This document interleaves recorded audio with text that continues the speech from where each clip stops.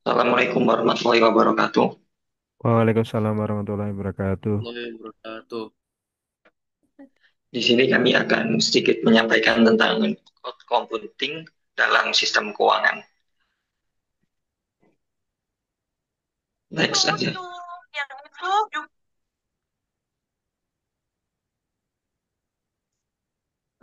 Apa sih cloud computing? Cloud computing adalah suatu perspektif atau sudut pandang di mana informasi tersimpan secara permanen dalam server internet dan tersimpan secara sementara pada perangkat pengguna. Jadi jika kita menggunakan cloud computing itu akan sedikit menggunakan memori internal perangkat kita. Selanjutnya,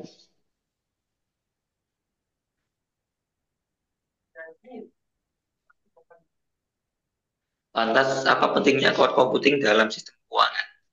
Nah, pentingnya cloud computing dalam keuangan adalah data keuangan dapat disimpan dengan lebih aman dan dapat diakses di mana saja.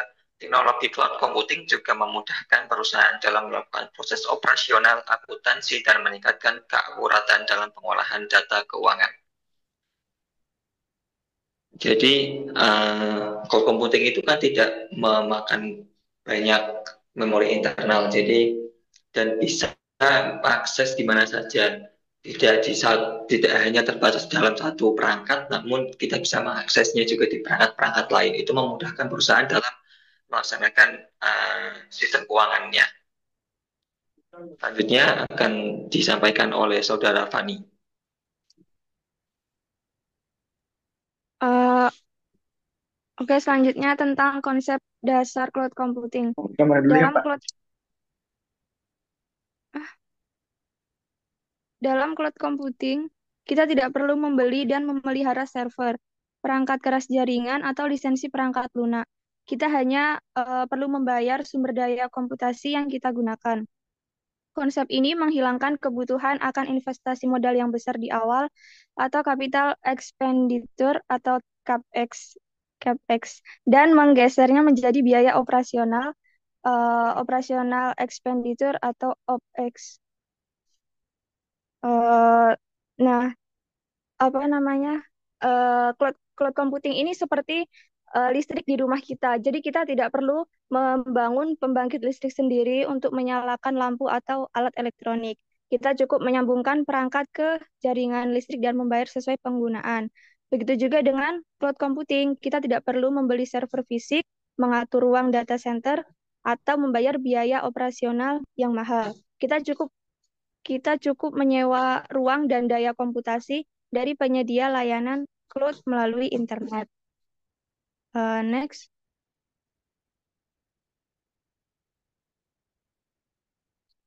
Nah, cara kerja cloud computing sendiri itu ada front itu dari sisi pengguna dan ada back backend dari sisi penyedia.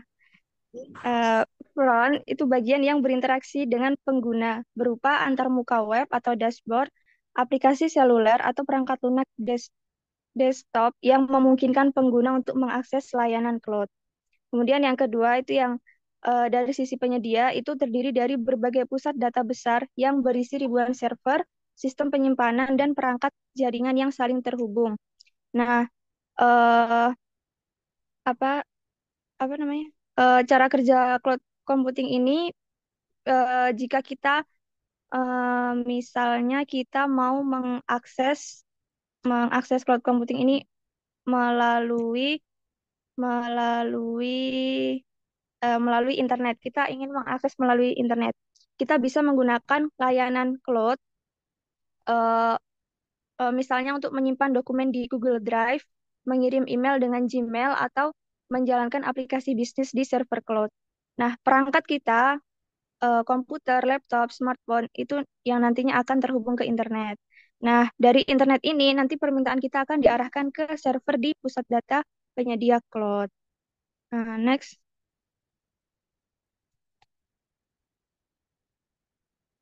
Nah, ini gambaran cara kerja cloud computing seperti itu ya. Next akan disampaikan oleh Insi.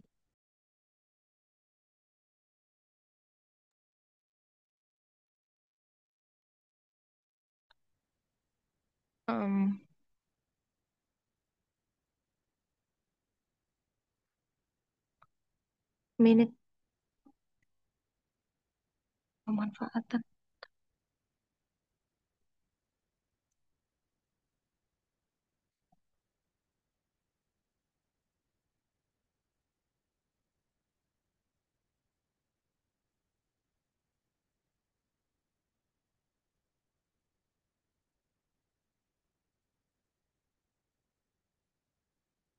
Next slide.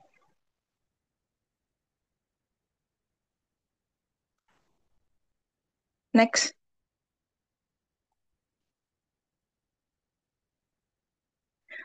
Oke, pemanfaatan cloud computing. Model layanan cloud computing itu ada tiga. Yang pertama itu ada cloud software as a service atau SaaS. Yang kedua ada cloud infrastructure as a service. Dan yang ketiga itu ada cloud platform as a service. Kita bahas yang pertama. Next slide.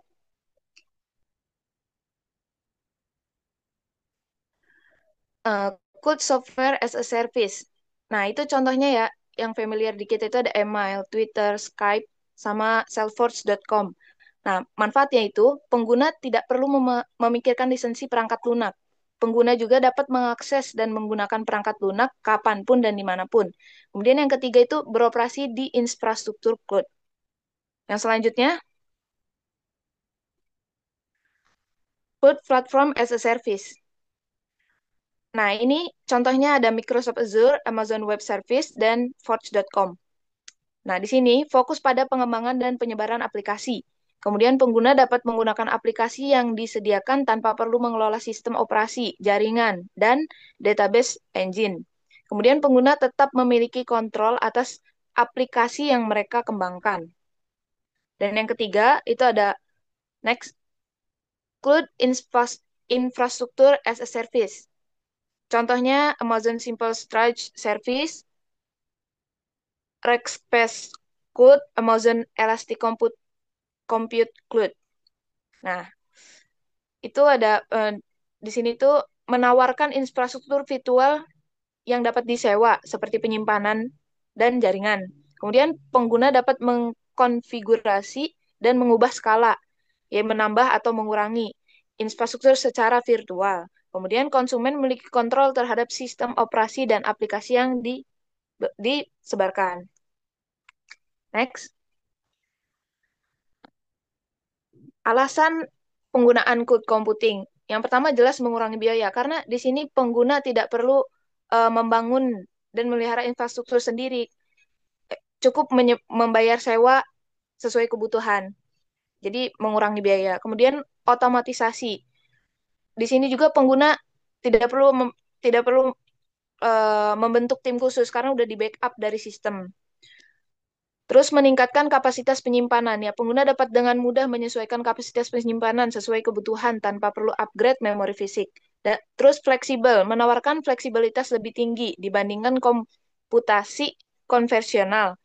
Menghemat waktu dan biaya bagi pengguna yang sibuk atau memiliki sumber daya terbatas. Next, yang kelima itu memungkinkan TIK untuk tetap fokus. Perusahaan dapat berkonsentrasi pada inovasi produk tanpa harus khawatir tentang pembaruan server reguler dan masalah infrastruktur lainnya. Terus lebih mobilitas. Nah, lebih mobilitas berarti informasi dapat diakses 24 jam penuh dari mana saja. Terus menggunakan berbagai perangkat seperti smartphone, tablet, laptop selama ada koneksi internet. Kemudian Business agility. Perusahaan dapat dengan cepat memesan kapasitas dan layanan, serta mudah menambah, memindahkan, atau mengubah aplikasi karena sifat cloud computing yang dinamis dan elastis. Kemudian berbagi sumber daya. Itu memungkinkan seluruh karyawan untuk mengakses dan berbagi sumber daya, memori,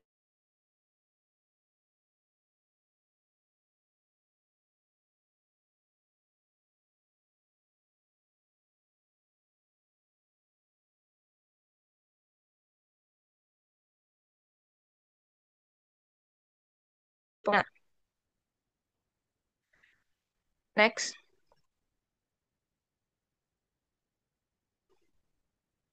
Next.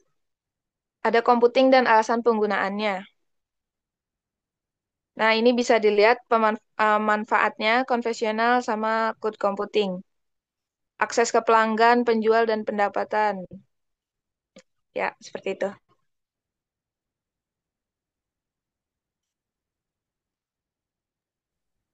Yang selanjutnya ada jenis-jenis cloud computing. Ini pertama berdasarkan model implementasi. Yang pertama ada public cloud. Ini itu kayak layanan umum bisa diakses siapa saja. Tentunya kayak Google Drive, Dropbox.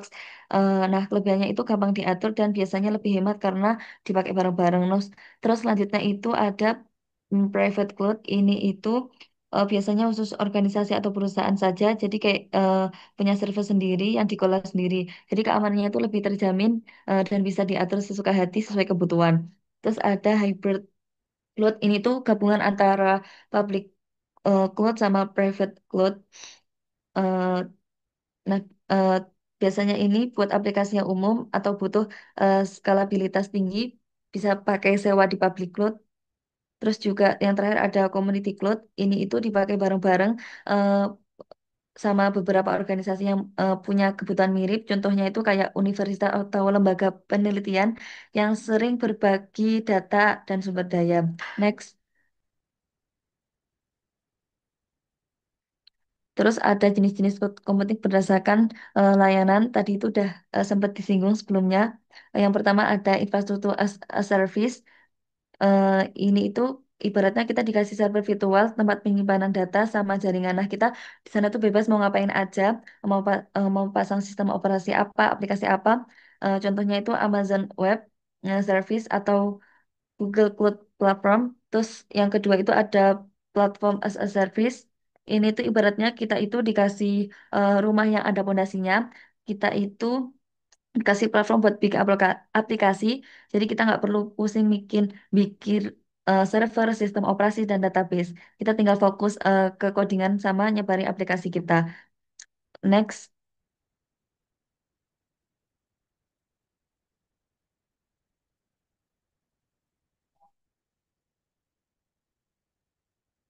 Yang selanjutnya itu ada software as a service. Ini tuh sering dipakai sehari-hari. Jadi kita tinggal pakai aja aplikasinya lewat internet, nggak perlu install apa-apa di komputer kita. Contohnya kayak Google Workspace atau aplikasi media sosial kayak X itu. Terus yang selanjutnya ada function as a service. Ini itu kita bisa menjalankan bagian kecil dari kode kita tanpa perlu memikirkan servernya. Contohnya itu AWS Lambda. Next.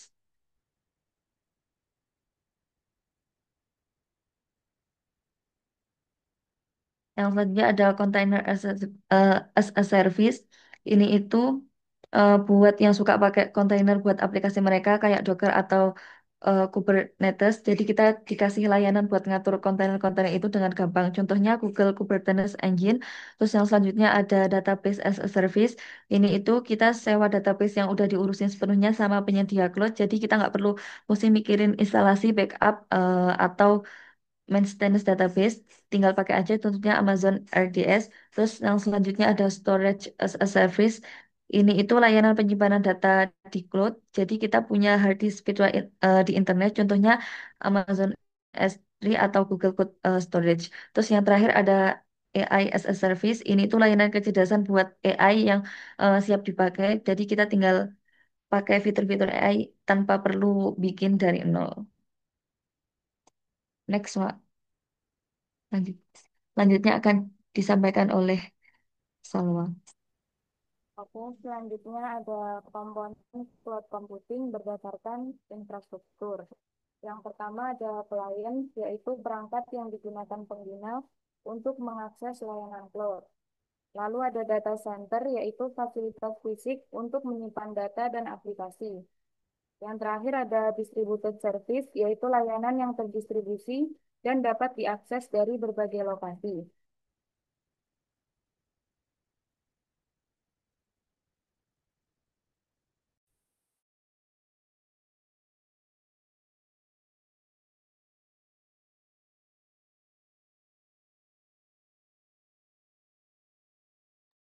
Selanjutnya ada komponen cloud computing berdasarkan fungsional. Yang pertama ada cloud application, yaitu perangkat lunak atau aplikasi yang dijalankan sepenuhnya di infrastruktur cloud dan diakses melalui internet, biasanya melalui browser web atau aplikasi seluler, sehingga pengguna tidak perlu menginstal atau mengelola perangkat lunak di perangkat mereka. Selanjutnya ada cloud platform, yaitu layanan berupa platform komputasi yang berisi infrastruktur hardware dan software. Biasanya mempunyai aplikasi bisnis tertentu dan menggunakan layanan PaaS sebagai infrastruktur aplikasi bisnisnya. Selanjutnya ada cloud storage, yaitu layanan penyimpanan data yang disediakan oleh penyedia cloud, di mana data disimpan di server yang dikelola oleh penyedia tersebut, bukan di perangkat lokal pengguna. Lalu ada cloud infrastruktur, yaitu layanan cloud computing yang menyediakan sumber daya komputasi dasar seperti server virtual, jaringan, dan juga penyimpanan. Selanjutnya ada karakteristik cloud computing. Yang pertama ada on-demand self-service, yaitu pengguna dapat memesan dan mengelola layanan tanpa interaksi manusia dengan penyedia layanan. Lalu ada resource pooling, yaitu penyatuan sumber daya komputasi yang dimiliki penyedia untuk melayani beberapa konsumen menggunakan model multi penyewa. Yang ketiga ada broad network access, yaitu kemampuan yang tersedia melalui jaringan dan diakses melalui mekanisme standar yang mengenalkan penggunaan berbagai platform. Yang terakhir ada rapid elasticity and measured service, yaitu kemampuan dapat dengan cepat dan elastis ditetapkan. Sistem cloud computing secara otomatis mengawasi dan mengoptimalkan penggunaan sumber daya. Selanjutnya, kesimpulannya, jadi cloud computing ini adalah model di mana informasi disimpan di server internet dan diakses sementara oleh pengguna. Teknologi ini penting untuk keuangan karena meningkatkan keamanan data, aksesibilitas, dan juga efisiensi operasional akuntansi. Konsep utamanya adalah mengganti investasi infrastruktur fisik dengan biaya operasional sesuai pemakaian. Cloud computing ini penting untuk mengevaluasi kebutuhan spesifik Anda sebelum beralih ke eh, cloud ini kita harus memprioritaskan keamanan dan privasi data. Lalu manfaatkan skalabilitas dan fleksibilitas cloud untuk mengoptimalkan biaya dan inovasi. Pilihlah model implementasi yang tepat dan terus belajar mengikuti perkembangan teknologi.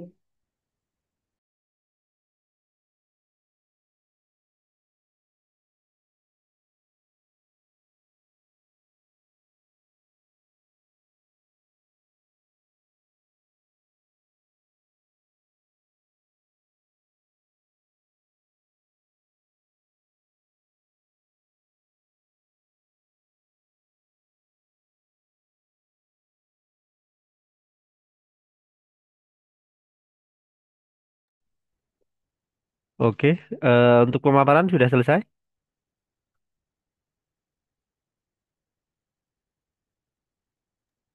Sudah, Pak. Oke, siap. Mungkin kita ada sedikit sesi tanya jawab ya. Mungkin satu pertanyaan saja dari rekan-rekan kalau ada, dipersilakan.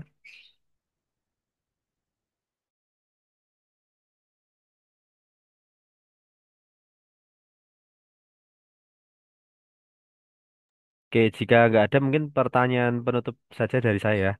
Jadi, setelah mempelajari cloud computing, menurut rekan-rekan, UMKM itu perlu nggak menggunakan cloud computing? Mungkin bisa dijelaskan sudut pandang atau pemikiran dari rekan-rekan. Sudah perlu atau tidak seperti itu?